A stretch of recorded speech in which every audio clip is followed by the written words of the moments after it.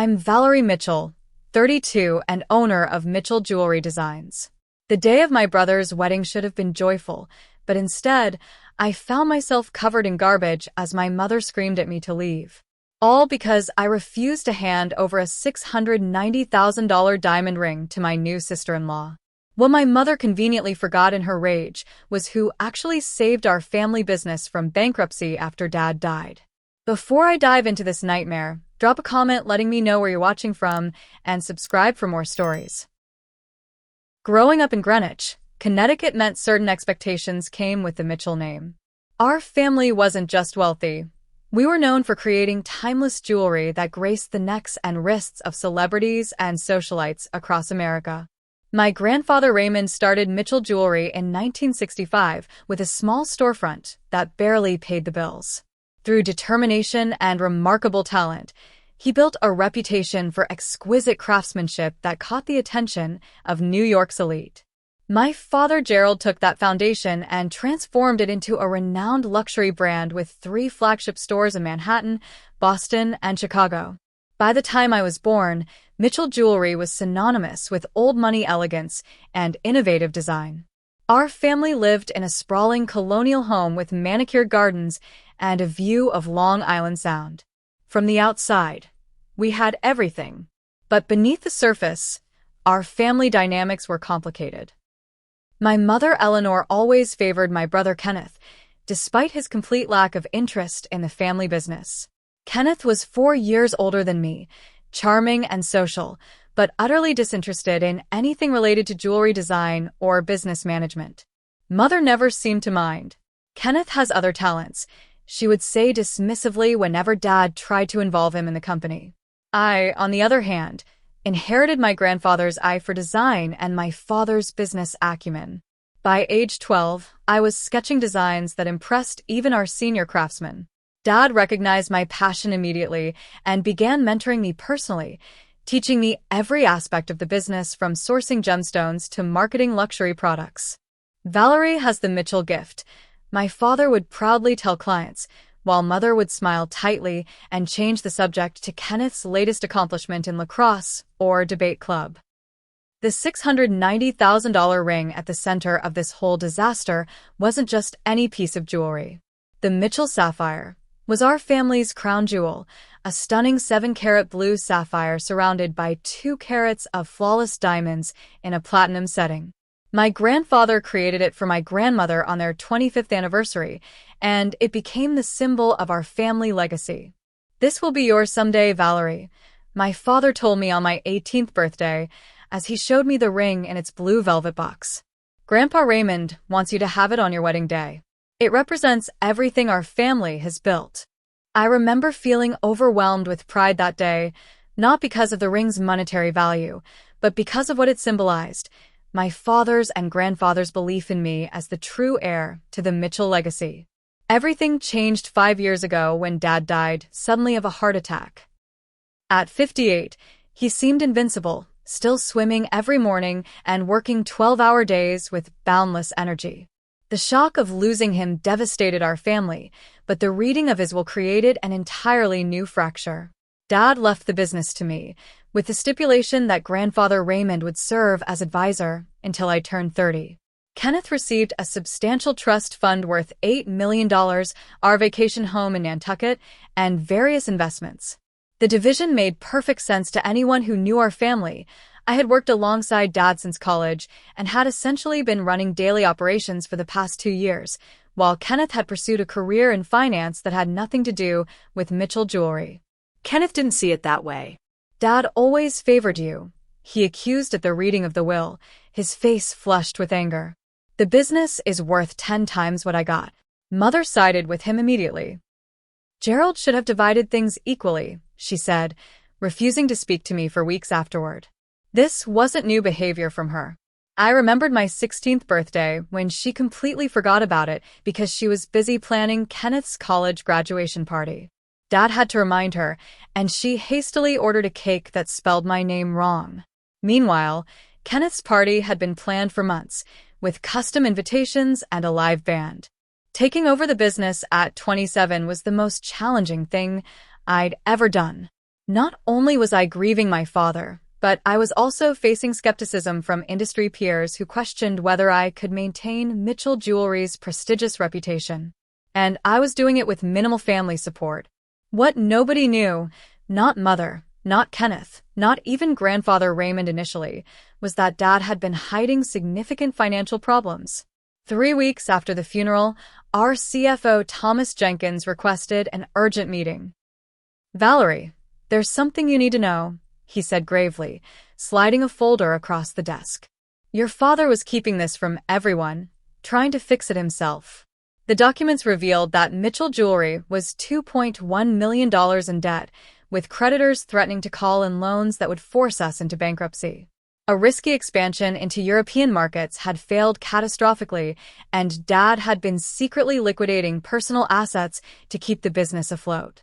I was devastated, but determined not to let my father's legacy collapse.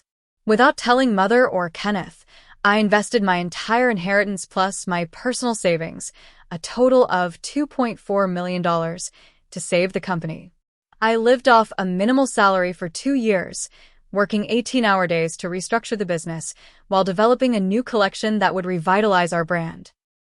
I kept the financial rescue secret because I knew it would destroy what was left of our family's relationship if Kenneth discovered Dad had left him millions while leaving me a failing business. I also wanted to protect our family reputation in the industry. So I shouldered the burden alone, with only Thomas knowing the full truth. Against all odds, my new collection won the American Jewelry Design Award, and Mitchell Jewelry not only recovered but began thriving again. By the time I turned 30, we had opened a 4th location in Los Angeles and doubled our annual revenue. Through it all, family dinners remained tense affairs. Mother would fawn over Kenneth's minor successes at his investment firm while minimizing my achievements. "That's nice, dear," she would say when I mentioned a major celebrity wearing one of my designs on the red carpet. Then she would immediately turn to Kenneth to ask about his recent vacation or new car. Her favorite topic, however, was my perpetual single status. "When are you going to find time for a husband, Valerie? The business can't keep you warm at night." This was usually followed by comments about how I was getting older and should prioritize starting a family before it was too late. The fact that I was only 32 seemed irrelevant to her countdown clock. What she never acknowledged was that I had dated several wonderful men who couldn't handle my dedication to the business. The last serious relationship ended when Brian decided my work schedule meant I wasn't committed enough to our relationship. This after canceling our anniversary dinner because a client needed an emergency redesign of their wedding rings. The irony wasn't lost on me that Mother never questioned Kenneth's dedication to his relationships despite his string of model girlfriends who rarely lasted more than a few months. In her eyes, he could do no wrong, while I was the perpetual disappointment.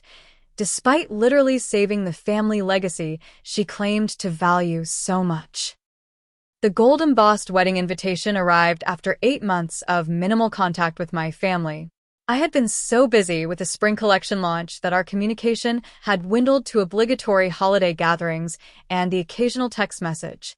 The envelope was thick, expensive cardstock with elaborate calligraphy announcing the union of Kenneth Mitchell and Madison Campbell at the prestigious Westchester Country Club. Madison was Kenneth's latest girlfriend, a former runway model with perfect bone structure and legs that seemed to start at her collarbone. They had met at a charity gala in Manhattan and, according to Mother's breathless phone calls, it was love at first sight. Kenneth proposed after only 3 months of dating, with a 15-carat diamond ring that made headlines in several society pages. I first met Madison at their engagement party held at our family estate. She was undeniably beautiful, tall and willowy with cascading blonde hair and a practiced smile that never quite reached her eyes. What struck me immediately was her excessive interest in our family jewelry. "Kenneth tells me you design the most amazing pieces," she gushed, her eyes continually drifting to the display cabinet in our living room that housed some of our heritage collection. "I would absolutely love to see your private collection sometime." Throughout the evening, I noticed her asking pointed questions about family heirlooms, vintage pieces, and especially that famous sapphire she had apparently heard about. Later, I overheard a conversation between her and Mother in the kitchen. "Eleanor, that ring is absolutely divine," Madison was saying in a hushed voice. "Kenneth mentioned it's been in the family for generations." "The Mitchell sapphire is our most precious heirloom," Mother replied. "It's traditionally given to the bride in the family." I felt a chill run through me at her words. The ring was explicitly left to me in Dad's will, regardless of whether I married or not. But Mother had always been selective about which parts of Dad's wishes she chose to remember. The next day, I met my best friend Tara for lunch at our favorite bistro in the city. Tara had been my roommate in college and remained my most trusted confidant through all the family drama. "So, what did you think of the future Mrs. Mitchell?" I asked as we settled into our booth. Tara didn't mince words. "She's calculating, Val. I watched her work that room like a politician. And the way she kept inventorying your mother's jewelry? Total red flag." "You noticed that too?" I sighed, relieved I wasn't being paranoid. "Honey, everyone noticed. But that's not all. My cousin works at Vogue and says Madison has quite the reputation as a social climber. Apparently, before Kenneth, she was seriously pursuing the son of some oil magnate from Texas." This information didn't surprise me, but it did intensify my concern.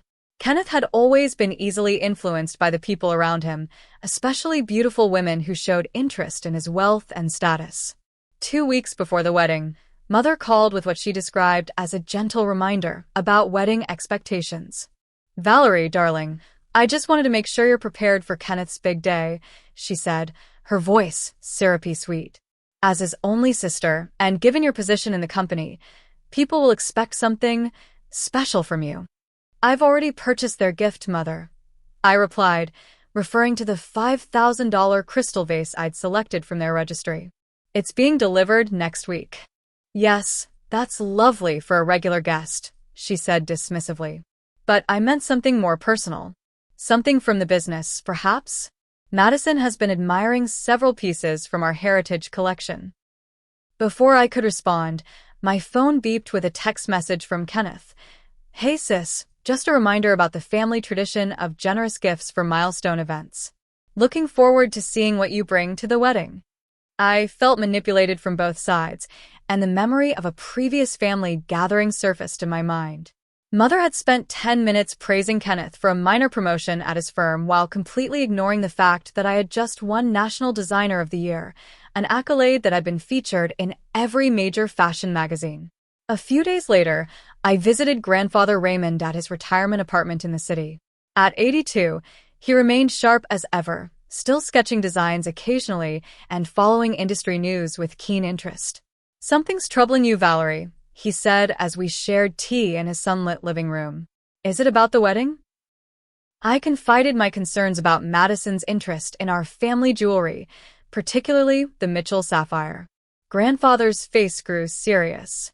"Your grandmother would turn in her grave if that ring went to someone outside the family bloodline," he said firmly. "I created that piece for her, and your father was explicit about it going to you. Don't let anyone pressure you otherwise." His validation strengthened my resolve, but the anxiety continued to build as the wedding approached. Aunt Patricia, Dad's sister, called me with her own warning. "Be careful, Valerie," she said. "Madison has been asking everyone about your family jewelry collection." She cornered me at the bridal shower with very specific questions about pieces she's never even seen. The night before the wedding, Mother called again. "Valerie, I'm just confirming what special gift you're bringing tomorrow. Several people have been asking." "What people, Mother?" I asked, immediately suspicious. "Oh, family members. Madison's parents. They're all so excited to see Mitchell Jewelry's finest on display at the wedding." I spent a restless night contemplating my obligations. Did I owe Kenneth a priceless family heirloom simply because he was getting married? Did Mother have the right to essentially promise my property to my new sister-in-law? Was I being selfish for wanting to protect something that my father and grandfather had explicitly left to me? By morning, I had decided to stand my ground while trying to avoid confrontation. I would bring only the crystal vase as planned and would wear minimal jewelry myself to avoid fueling Madison's expectations. Little did I know that the situation had already spiraled far beyond my control. I woke up on Kenneth's wedding day with a mixture of hope and dread churning in my stomach. Part of me wanted to believe this could be a turning point for our family. Perhaps seeing Kenneth truly happy would soften Mother's sharp edges and create space for healing. The rational part of me, however, knew better.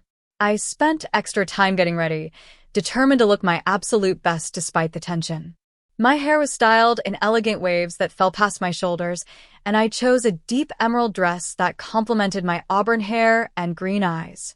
The only jewelry I wore was a pair of simple diamond studs that had been a gift from Dad on my college graduation. The Mitchell sapphire remained safely in the company vault downtown. I had briefly considered wearing it as a statement of ownership, but decided that would only inflame the situation. This day should be about Kenneth, not family power struggles. Westchester Country Club was transformed for the occasion, with white roses and orchids cascading from every surface.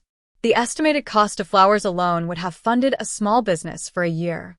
The guest list included over 300 people, many of whom I recognized from New York society pages rather than actual family connections.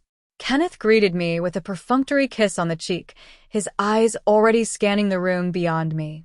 "You made it," he said, as if my attendance had been in question. "I wouldn't miss it," I replied warmly, trying to bridge the gap between us.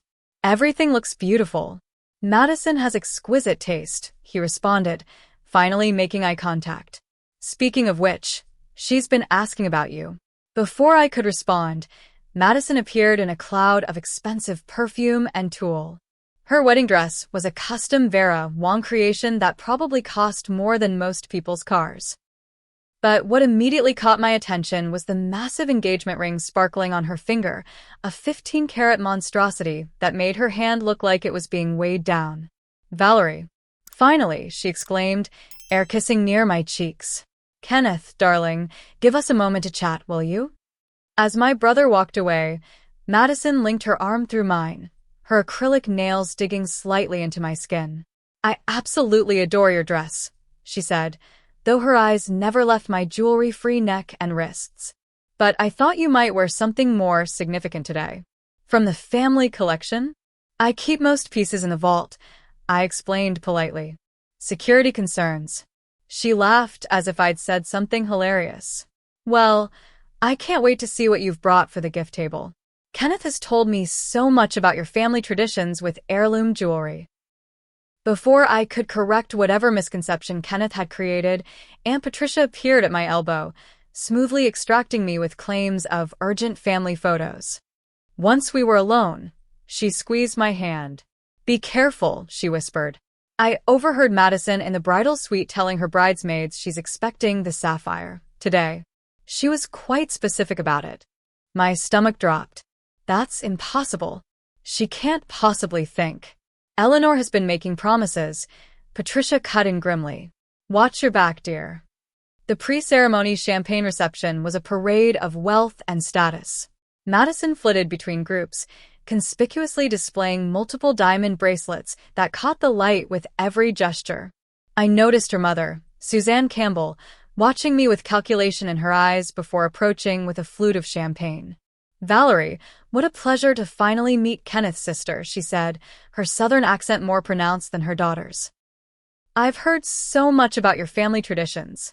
Madison is simply beside herself with excitement about joining such a prestigious lineage with such beautiful traditions. The emphasis on traditions sent another wave of unease through me, but I maintained my composure. "We're very happy to welcome Madison to the family," I said diplomatically. Despite the growing discomfort, I was determined to support my brother on his important day. The ceremony itself was beautiful, if ostentatious. Madison floated down the aisle on her father's arm, looking every bit the model she once was. When Kenneth recited his vows, I felt a genuine emotional tug.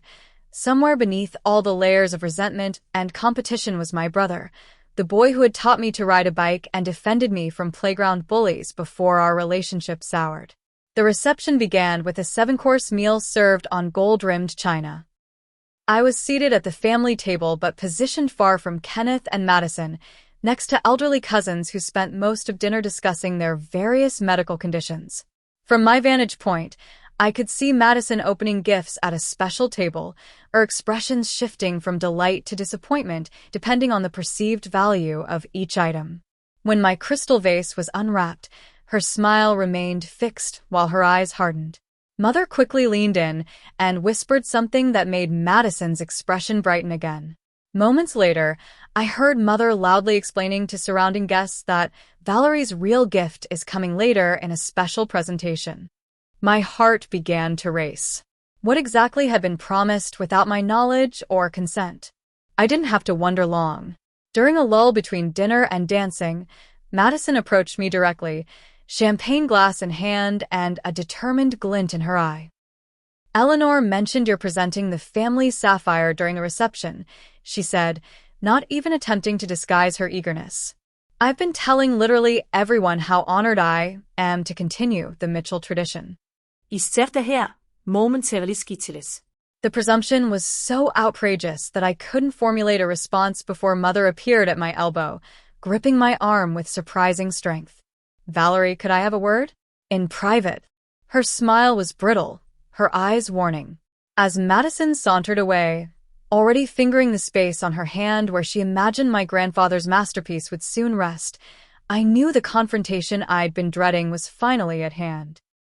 Mother steered me away from the reception through a service door and down a hallway to the bridal suite. Her fingers dug into my arm with surprising strength for a woman in her 60s. She didn't speak until the door closed behind us, but her disapproving glances said plenty. To my surprise, Kenneth and Madison were already waiting in the suite. Madison was perched on a velvet settee, examining her reflection in a jeweled compact. Kenneth stood by the window, his posture stiff and unfamiliar in his designer tuxedo. 3 pairs of eyes turned to me expectantly. "Finally," Mother said, releasing my arm. "Valerie, we're waiting for you to present Madison with her wedding gift." The casual way she announced this, as if it were a foregone conclusion, left me momentarily speechless. Mother continued, filling the silence. "The Mitchell sapphire," she clarified unnecessarily, "as is tradition when welcoming a new bride to the family." "What tradition?" I finally found my voice. "That ring was specifically left to me in Dad's will. Grandfather created it for grandmother. It's never been a wedding gift for in-laws." Madison's perfectly sculpted eyebrows rose in surprise. But Eleanor assured me it's tradition. "All the women at my bridal shower were talking about seeing the famous Mitchell sapphire today." I turned to Kenneth, hoping for some support or, at least, understanding. "Did you know about this?" His expression remained cold. "Family shares treasures, Valerie. You've had the ring for years and never even wear it. Madison would showcase it properly." "I don't wear it because it's too valuable for everyday use," I explained, trying to keep my voice level. "That doesn't mean I don't treasure it. Dad and Grandfather specifically wanted me to have it." "Don't be dramatic," Mother waved dismissively. "It's just business. The ring belongs to the Mitchell family, and Madison is a Mitchell now." For 3 hours, I muttered before I could stop myself. Kenneth's face darkened. "This is exactly why we're having this conversation privately. I knew you'd make a scene." "Make a scene?" I repeated incredulously. "You're the ones ambushing me. And apparently, it's not even private. Mother's been telling everyone I'm giving away the ring." Mother at least had the grace to look slightly uncomfortable. "Well, I may have mentioned to a few people that there would be a special presentation. The sapphire is what everyone associates with our family. So, you've announced I'm giving away a $690,000 family heirloom without even asking me?" The reality of the situation was beginning to sink in, and with it came a slow-burning anger. Madison dabbed at her eyes with a monogrammed handkerchief. "I never imagined you'd refuse. Now I'll be embarrassed in front of everyone." "You're embarrassed?" I couldn't believe what I was hearing. "I'm being ambushed at my brother's wedding and expected to hand over an irreplaceable family heirloom that my grandfather made with his own hands." "You've always been selfish with family assets," Kenneth interjected. "First the business, now this." "The business?" I stared at him in disbelief. Dad left me the business because I worked there my entire life while you showed zero interest. It should have been divided equally, Mother snapped. Your father's was unfair to Kenneth. The familiar argument threatened to derail the already volatile conversation. Madison, apparently bored with the family drama, redirected to her primary concern. It's just a ring you never wear, she said with a snippy edge to her voice. Meanwhile, I would be photographed in it at every important event. Think of the publicity for the store. It's not just a ring, I replied, struggling to maintain my composure. It's a deeply personal connection to my father and grandfather. And I keep it in the vault because it's both monetarily and sentimentally priceless to me. Mother's tactics shifted to emotional manipulation, her specialty. After everything this family has done for you, Valerie, all the advantages you've had, the education, the connections, and you can't make this one sacrifice for your brother's happiness? My brother's happiness doesn't depend on a ring, I said, looking directly at Kenneth. And if it does, we have bigger problems than jewelry. You've always been difficult, Mother continued, gaining momentum, always putting your own selfish desires above family harmony. Your father would be so disappointed. That was a low blow, and she knew it. Dad would be disappointed that you're trying to give away something he specifically left to me. Kenneth jumped in, his voice taking on the passive-aggressive tone he'd perfected since childhood. Some people show love through generosity, Val. But I guess that's never been your strong suit. Madison's demeanor had completely changed as she realized the ring might not be forthcoming. The sweet bride persona vanished, replaced by calculated coldness. I specifically chose my wedding jewelry to complement that sapphire. Everyone is expecting to see it. I'm sorry you were given expectations based on someone else's property, I said firmly. But that ring is staying with me. Mother's face contorted with a rage I rarely saw unleashed in public. If you refuse to honor this family tradition, there will be consequences, Valerie. Think very carefully about what you're doing. Looking at the three hostile faces confronting me, I realized this moment represented something much larger than a piece of jewelry. It was about standing firm against years of manipulation and favoritism. It was about honoring my father's wishes and my own self-worth. The answer is no, I said with quiet finality. The Mitchell sapphire stays with me, as Dad and Grandfather intended. The silence that followed was deafening, the calm before the storm that would change our family forever. Mother's face transformed in a way I'd never witnessed before. The carefully maintained society mask cracked completely, revealing a twisted fury beneath. Her hands began to shake, and two bright spots of color appeared on her cheeks. After everything I've done for you, she hissed, voice barely above a whisper. After all the sacrifices I've made, this is how you repay your family. Madison dropped all pretense of the sweet, emotional bride. Her eyes narrowed as she stood, towering in her 5-inch heels. I was told this was happening. I've already told everyone. Kenneth stepped forward, his jaw tight with anger. You've never supported my happiness, Valerie. Not once. You've always been jealous of my relationships. That's not true, I protested, genuinely hurt by the accusation. I've always wanted you to be happy. Then prove it, he snapped. Give Madison the ring. One gesture to show you actually care about someone besides yourself. Mother jumped back in, her voice rising. The announcement has already been made. During the reception toast, you're supposed to present the ring as a welcome to the family. I stared at her in shock. You announced a specific presentation? Without even asking me first. I knew you'd make difficulties, she said dismissively. You always do. But I didn't think even you would be selfish enough to embarrass your brother on his wedding day. The level of presumption was staggering. They had orchestrated an entire public event around me giving away my property, without a single conversation about whether I would agree to it. Madison's true personality emerged fully now, the poised facade completely abandoned. This is ridiculous. That ring should be mine.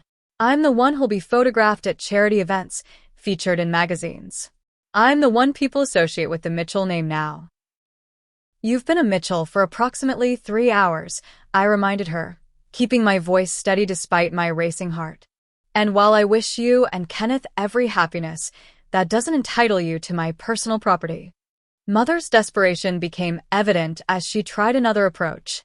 Think of all I've done for you, Valerie.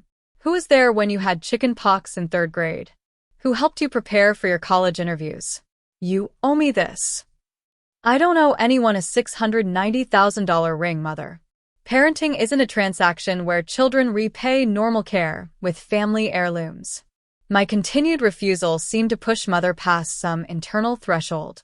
Her breathing became ragged, and her eyes darted around the room until they landed on a decorative waste bin filled with discarded gift wrap, empty champagne glasses, and wilted flowers from earlier preparations. What happened next occurred so quickly, I barely had time to react. Mother lunged for the trash bin, grabbed it with both hands, and hurled its contents directly at me. Wedding debris, cake samples, champagne, flower petals, ribbons, and various bits of garbage cascaded over my emerald dress and carefully styled hair. You ungrateful, selfish child, she screamed, loud enough that guests in the nearby hallway could surely hear. You're dead to this family. Dead. I stood frozen in shock, cake frosting dripping down my cheek, champagne soaking through my silk dress. Kenneth made no move to intervene, his expression a mixture of embarrassment and vindication. Madison had strategically stepped back to avoid any splash damage, her face a theatrical mask of distress for any potential witnesses. The commotion attracted attention. The suite door opened, and several guests peered in curiously, including Aunt Patricia, who gasped at the scene before her. What on earth is happening here? She demanded, rushing to my side with cocktail napkins, attempting to dab at the worst of the mess on my dress. Valerie is leaving, Mother announced loudly for the benefit of the growing audience. She has made it clear she has no interest in supporting her brother's marriage or participating in family traditions. She refused to give me the family sapphire, Madison added tearfully, now fully committed to her role as the wounded bride, after it was promised as a wedding gift. Aunt Patricia looked between us in confusion. The Mitchell sapphire? But that's Valerie's. Gerald was explicit about that. Not anymore, Mother declared with chilling finality. She turned to a security guard who had appeared at the commotion. Please escort my daughter out. She is no longer welcome at this event. The humiliation of being led through the reception area, covered in garbage, with hundreds of curious eyes following my exit, burned into my memory with crystal clarity. Whispers followed me, along with a few shocked gasps and the unmistakable clicks of phone cameras. Tomorrow, I would undoubtedly be featured on social media as the villain who ruined her brother's perfect wedding. Outside in the parking lot, I finally broke down. Tears streamed down my face, mixing with cake frosting and champagne. My hands shook so badly, I couldn't get my key into the car door. I leaned against the vehicle, sobbing openly for the first time in years. I called Tara, barely coherent through my tears. She didn't ask questions, simply said, I'm coming. Stay where you are. 20 minutes later, her car pulled up beside mine. One look at my condition, and her expression shifted from concern to furious protectiveness. Those monsters, she whispered, helping me into her passenger seat. What did they do to you? The story poured out in fragmented sentences as she drove me to her apartment. By the time we arrived, my shock had transformed into a hollow numbness. Tara ran a bath, found me clean clothes, and poured a generous glass of wine while I tried to process what had just happened. Your mother threw actual garbage at you?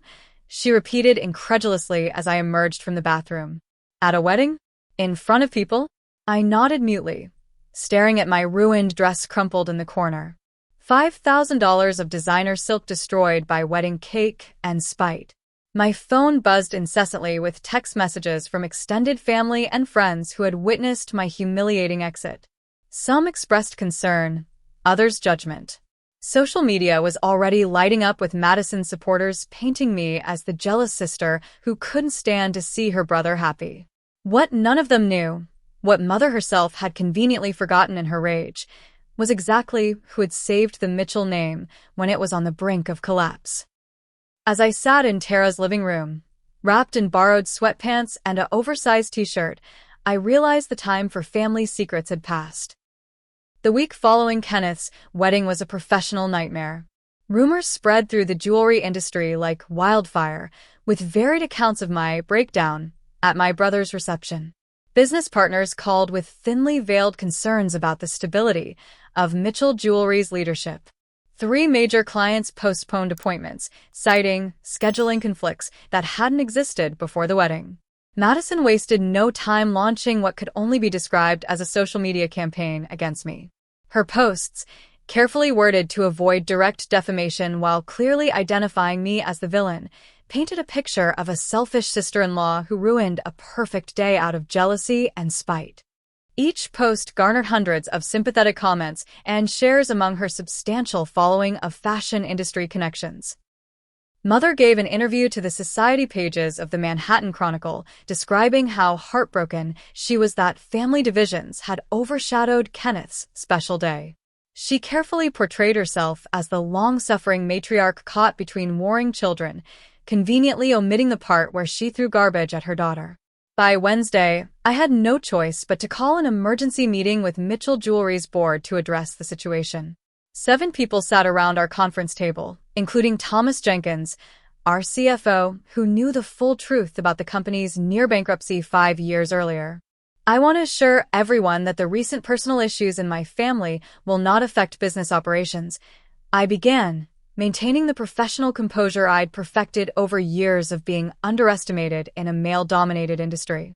Mitchell Jewelry remains financially sound and our creative direction is stronger than ever. Richard Blackwell, our oldest board member who had worked with my grandfather, looked concerned. Valerie, we've all heard various versions of what happened at the wedding. The publicity isn't good. 3 major jewelry blogs have mentioned turmoil within the Mitchell family. I took a deep breath. The situation has been grossly misrepresented. However, I believe the best response is to focus on our upcoming collection launch rather than engaging with gossip. After the meeting, Thomas asked me to stay behind. When the room had cleared, his normally stoic expression softened with concern. Valerie, I think it's time to consider protecting yourself and the company more aggressively. Your family situation is becoming a liability. What are you suggesting? I asked, though I suspected I knew the answer. The truth. About what you did 5 years ago. He pulled out a folder from his briefcase. I've maintained complete records of the financial situation when Gerald passed and your personal investment that saved this company. Perhaps it's time those facts came to light. I stared at the folder, emotions conflicting within me. The desire to protect family secrets battled with the need to defend myself against their betrayal. Let me think about it, I finally said, accepting the folder. That evening, I called our family attorney, Michael Donovan, who had handled Dad's estate. I need to meet with you about some sensitive family matters, I explained. I've been expecting your call, he admitted. The news about the wedding has reached me through several channels. The next morning in his office, Michael revealed additional details I hadn't known. Your father was very specific about the Mitchell sapphire, Valerie. I have documented evidence that he wanted you to have it regardless of whether you married. He was quite concerned that your mother might try to interfere with his wishes. Why would he worry about that? I asked, surprised by this new information. Michael hesitated. Gerald mentioned that Eleanor had previously attempted to give some family jewelry to Kenneth's girlfriend at the time, pieces that were meant for you. He added specific language to prevent that from happening again. This revelation brought back a memory from my father's final days in the hospital. He had asked to speak with me alone, sending Mother out for coffee. Valerie, he'd said, his voice weak but determined. The business is yours. The sapphire is yours. No matter what anyone says afterward, remember that I trust you to protect our legacy. At the time, I'd attributed his intensity to medication and the gravity of facing mortality. Now, I wondered if he had anticipated exactly the situation I found myself in. Later that week, Grandfather Raymond visited my office, something he rarely did since his retirement. At 82, he moved slower, but his eyes retained the sharp intelligence that had built our company. I heard what happened, he said without preamble. Eleanor called me with her version, but I know better." Tears threatened at his unconditional support. They wanted the Mitchell sapphire for Madison. Mother told everyone I would be presenting it during the reception. Grandfather's face hardened. "That ring was never intended for anyone but you. I made it for your grandmother with the understanding it would pass to the Mitchell woman who carried on our legacy. That's you, Valerie. Not some model who married into the family 5 minutes ago." His validations strengthened my resolve. That evening, I met Tara for dinner and laid out everything: the ambush at the wedding, the garbage-throwing incident, and the documentation I now had about both the ring and the company's financial history. "You need to tell the truth," Tara said firmly. "Your mother has been manipulating this situation for years because you've enabled her by keeping secrets." "It will destroy what's left of our family," I argued weakly. "Honey, they destroyed it when they threw trash at you in front of 300 people, Tara replied bluntly. "This isn't about revenge. It's about standing up for yourself." Tara introduced me to her cousin Marcus, a corporate attorney who specialized in family business disputes. Over coffee the next day, he reviewed my documentation with a professional eye. "This is incredibly straightforward from a legal perspective," he said, looking up from the financial records. "You personally invested $2.4 million to save a failing business. You've more than tripled the company's value since taking over. And the ring was explicitly left to you in a legally binding will." He shook his head in disbelief. "Your family should be thanking you, not attacking you." Something about Marcus's direct, no-nonsense approach resonated with me. Unlike other men I'd dated who felt threatened by my business success, he seemed genuinely impressed by what I'd accomplished. We ended up talking long after the business discussion concluded, and I found myself accepting his invitation to dinner the following week. Meanwhile, Mother's Cold War escalated. My calls went unanswered. When I attempted to visit the family home, the housekeeper informed me that Mrs. Mitchell isn't receiving visitors, as if I were a stranger rather than her daughter. Kenneth sent increasingly hostile text messages demanding I make things right by apologizing to Madison and presenting the ring as originally agreed. After 2 weeks of this treatment, I decided enough was enough. I instructed Michael Donovan to arrange a formal meeting with Mother, Kenneth, and Madison at his office, neutral territory, with a professional witness present. To my surprise, they agreed, likely assuming I was capitulating to their demands. With Marcus's help, I prepared a comprehensive presentation of financial records, Dad's will, and documentation of the Mitchell sapphire's provenance and intended inheritance.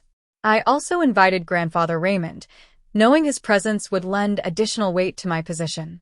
The stage was set for a confrontation that would change our family dynamics forever, one where truth would finally overcome decades of manipulation and favoritism. Michael Donovan's conference room felt unnaturally quiet as Mother, Kenneth, and Madison filed in. Their expressions registered surprise at seeing Grandfather Raymond already seated beside me, along with Thomas Jenkins and a collection of folders neatly arranged on the polished table. "What's all this?"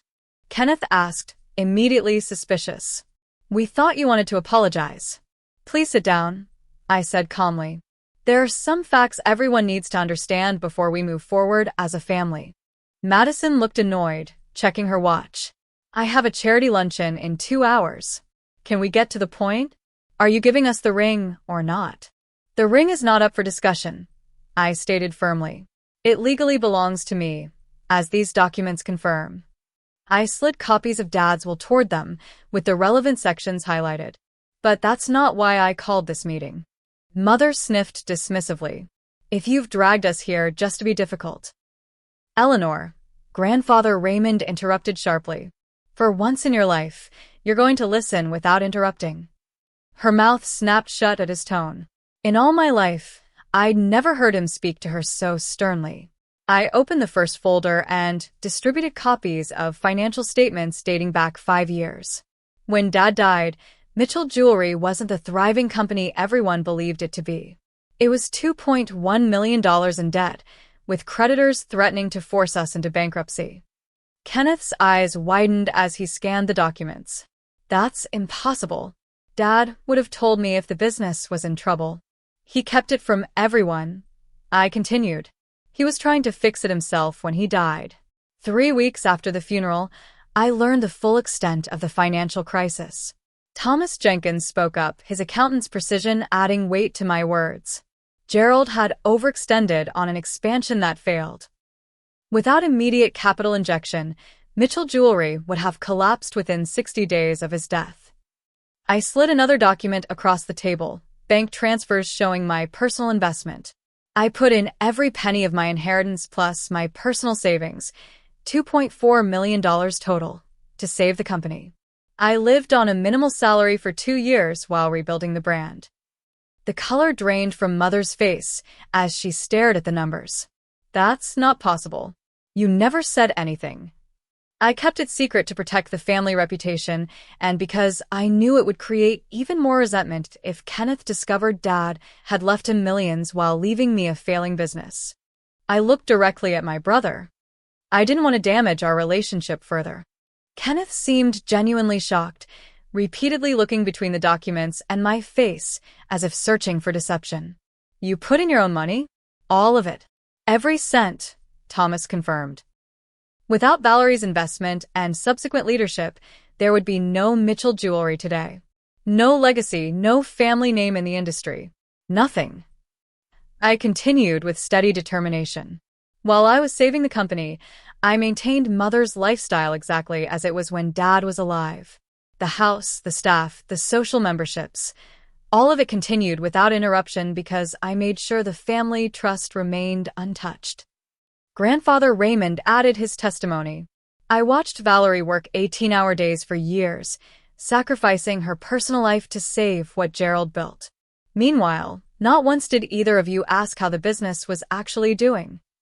Madison, who had been uncharacteristically quiet, suddenly perked up. But the company recovered, right? It's successful now. The naked calculation in her question revealed volumes about her priorities.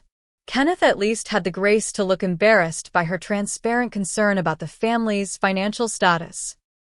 Yes, I answered. Through tremendous effort and creative vision, I not only saved the company, but expanded it. Mitchell Jewelry is now worth 3 times what it was at its peak under Dad's leadership. Mother's initial shock had transformed into stunned silence as she flipped through the bank statements showing my massive financial sacrifice. For perhaps the first time in my life, I saw her really seeing me, not as the daughter who failed to meet her expectations, but as the woman who had saved everything she valued. Why didn't you tell us? She finally whispered. Would it have mattered? I asked honestly. Would you have suddenly valued my contribution, Mother? Or would you have found a way to credit Kenneth somehow, as you always have? Kenneth flinched at this direct acknowledgement of the family dynamic we'd never openly discussed. That's not fair, Val. Isn't it? I countered. At my last 3 major design awards, Mother's only comment was to ask when I'd find time to date. Meanwhile, she threw a dinner party when you got a minor promotion. The uncomfortable truth hung in the air between us. Madison, sensing the family wealth was secure, but the ring was truly out of reach, checked her watch again with visible impatience.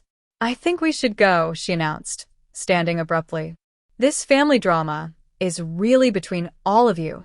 Her rapid disengagement the moment she realized no valuable jewelry would be forthcoming spoke volumes. Kenneth noticed it too, a flicker of uncertainty crossing his face as he observed his new wife's transparent priorities. Kenneth, I said quietly as Madison gathered her designer purse, I've always wanted you to be happy. I hope you are, but I won't be disrespected or manipulated anymore by anyone. Mother remained seated, still staring at the financial documents as if they contained secrets to the universe. When she finally looked up, her eyes were wet with uncharacteristic tears. I didn't know, she said simply, about any of it. No, you didn't, I agreed. Because you never asked. You never wanted to know what I was doing, only what Kenneth was achieving. I laid out my terms clearly. Moving forward, I'm willing to maintain a relationship with all of you, but it will be on different terms. I expect respect for my property, my decisions, and my contributions to this family. The next time someone throws garbage at me, literally or figuratively, will be the last time we speak. The following months brought gradual, awkward attempts at healing. Kenneth and Madison's marriage showed strain almost immediately, particularly after the initial social excitement faded and Madison realized being a Mitchell wife involved fewer galas than she'd anticipated. I developed a closer relationship with grandfather Raymond, who began mentoring me again, as he had when I was young.